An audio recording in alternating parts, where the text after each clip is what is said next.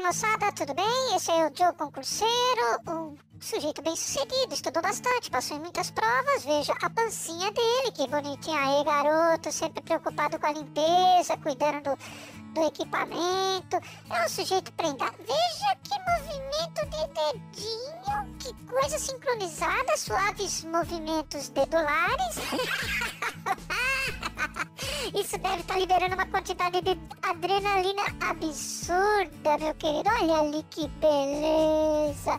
É um sujeito compenetrado, trabalhante, sempre cuidando dos estudos. Até olha esse movimento de pegada de xícara sem ver. É uma coisa ensaiadinha. O assunto é esse aí, ó. Cookies. Os cookies são pequenos arquivos de texto que alguns sites colocam no seu computador para armazenar informações sobre você, sobre as suas preferências de navegação. Eles podem tornar a navegação mais conveniente.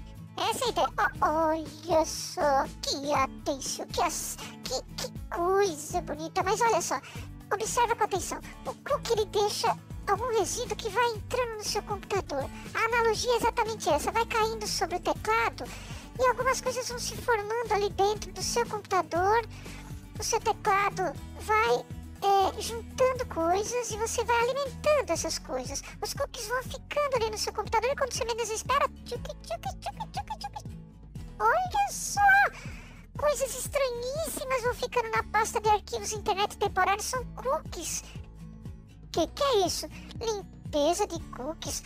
Tem cookies que são temporários, tem cookies que são persistentes, alguns são extremamente úteis. Alguns falam sobre a sua preferência, te chamam pelo nome. Então tem alguns que você deve manter ali. Outros, se você quiser, você vai lá e limpa. Mas tem esses que são persistentes, não tem jeito. Eles vão ficando aí no seu computador. Outros... você realmente pode limpar. Você vai lá, pasta de arquivos internet temporários, simplesmente clica e deleta. São arquivos TXT. É, meu querido, não adianta se esforçar.